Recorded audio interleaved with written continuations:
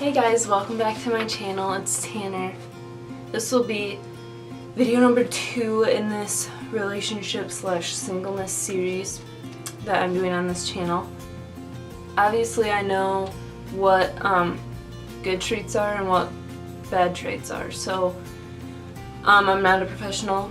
Like, this is all just things that I've figured out, and I've done a lot of studying and research and stuff, so I have notebooks and pieces of paper.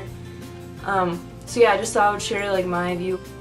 So Ephesians 5 is really big and gives like a lot of structure in what to look for in a godly man or husband. Obviously, ultimately, he should lead you closer to God because he's going to be the leader of like you and him as a couple, and then someday your family together. He should love you. No. He should love Jesus more than he loves you, and you should love Jesus more than you love him. I'm just going to say this because I think it's really cool, and it is accurate. Like, your future husband should treat you like a princess because you're the daughter of the King of Kings. Some might disagree with this. He should put you before every other woman in his life, even his mom.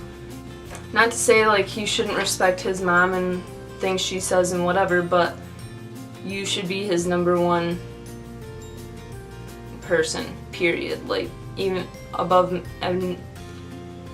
Ephesians 5:23 says that he shouldn't lead you by like putting you down or like using his authority in an abusive way. Not like, I don't mean like hitting you and whatever, just like he abuses his authority. So yeah, Ephesians 5:23 says not by demeanoring but by cherishing you. And also Ephesians 5:29 is really good too.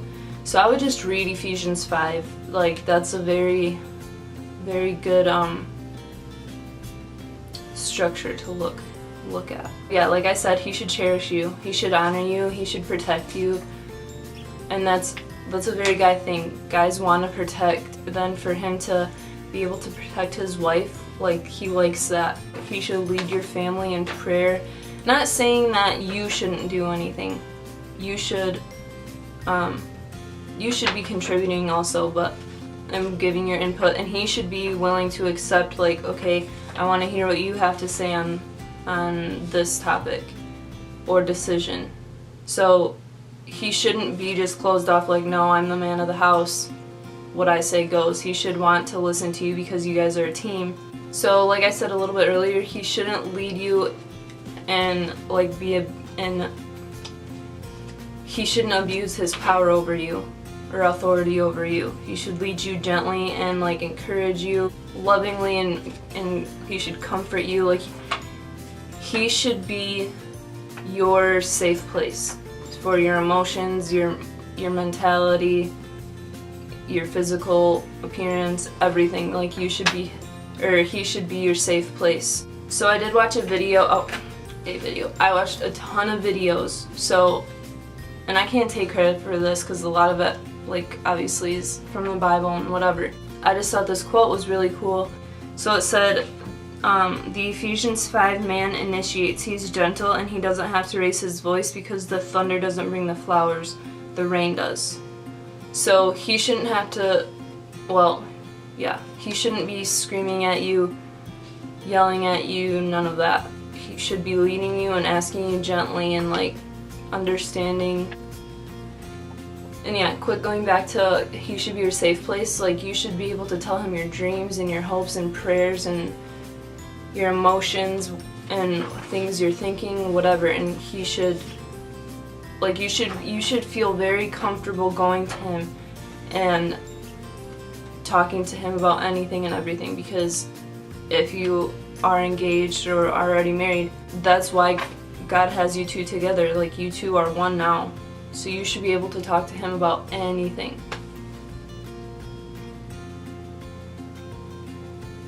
So if you guys are not yet married or are just engaged or not even engaged yet, he should have, and you two should have goals. Like, the saying is like you should have your ducks in a row. So if he's really serious about marrying you and wanting to pursue you, he should have things lined up. He should have a good job.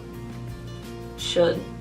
And I get there's times, there's certain situations, but you'll know whether like he's just lazy and whatever. So he should have a job. He should have like a living situation kind of figured out, or trying to figure it out.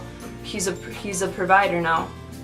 Not saying that you can't have a job and whatever, but yeah, he should have things set up to be able to take care of you and someday a family if you guys have kids someday.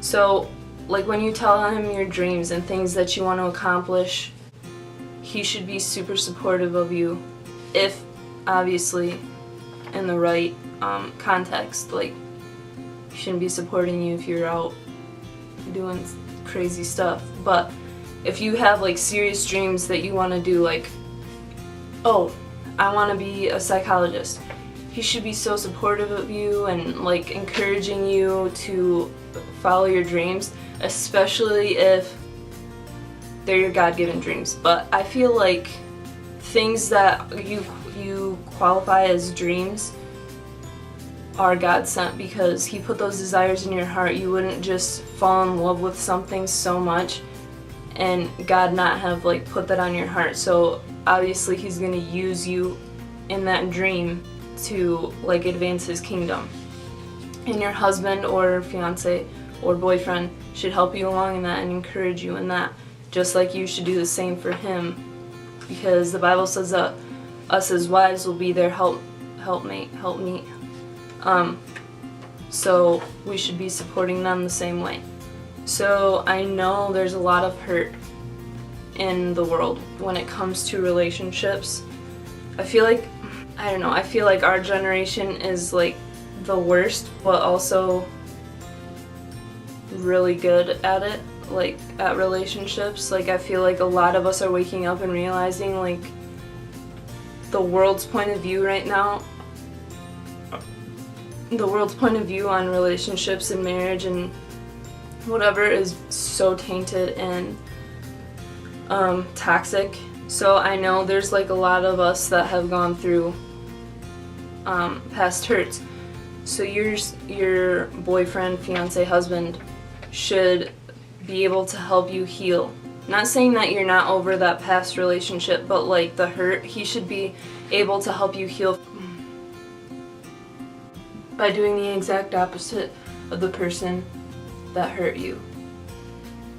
Like, a really big thing is them keeping their word. So if they say they're gonna do something, they do it. Which, I know there's certain circumstances which everyone has, but you guys have probably heard this before, youth group, whatever, but a relationship is like a triangle. So you have your triangle. So like, obviously you two are the two bottom corners down here, and then God is at the top. When you move towards the top, each of you in your individual walk with God, ultimately you're getting closer together as well. So not only are you growing closer to God, you're growing closer to each other too in the same process. And then another big thing I want to talk about is expectations. So I think that's a bigger thing with women, going into a relationship with certain expectations, like holding them to a super high standard. And for some reason, I don't know why, but women tend to like think that men can read their minds, which they cannot. And I catch myself doing that all the time, like, okay, no, I have to tell him, because then like you end up getting frustrated with them and like it's not their fault because they don't even know what you want or whatever. So just make sure you're communicating. Communicating is so big. Make sure you communicate your feelings, your wants, needs, desires, things you don't like, whatever, so that saves you from unnecessary confrontation. We'll go with that word. And also, like, going in with a lot of expectations, they're not going to meet every single expectation that you have, because they're human, they're not perfect. and you're not going to meet every single expectation that they have of you. So no one is perfect. Only God is perfect. So yeah, just be careful that you're communicating things and not holding them to an unsaid standard. A big thing off of that would be grace. You're gonna make mistakes, they're gonna make mistakes. It happens, we're human. Grace. You have to have grace for them and mercy. Like, you guys are both going to mess up, and you both need to come back and, hey, I still love you. You made a mistake, I made mistakes, and we're both gonna make more mistakes, but I still love you. Another thing is piggybacking off of grace. If you mess up, ask for forgiveness, say sorry. That's a big deal for a lot of people, is admitting that they did something wrong or said something wrong. I know for me, if someone hurts me, I'll be upset or hurt or whatever. The second they come say, hey, I'm sorry, I was wrong, will you please forgive me? I don't know, that just, to me, it means way more than them hurting me. Like, them admitting that they were wrong and asking for forgiveness just like changes my heart, because they were willing to be vulnerable and push aside their pride for the sake of, I guess for like the sake of helping me feel better. But also, like, they were wrong and they knew it. So yeah, forgiveness is also a really huge thing. So if you do something wrong, go tell them you're sorry, ask them for forgiveness. I don't feel like enough people do that. Like, go to people that they've hurt or did wrong to, hey, I'm sorry, will you please forgive me? Like, genuinely. I think that's it for the second video of this series. I pray God spoke through me and His word entered your heart and touched your heart and mind, and that this helped you in some way. Thank you for watching, and I will see you, I didn't say we, I will see you in the next video. Have a great week, be blessed. Maybe ask someone for forgiveness this week if you've done something wrong, obviously. But yeah, catch you later, bye.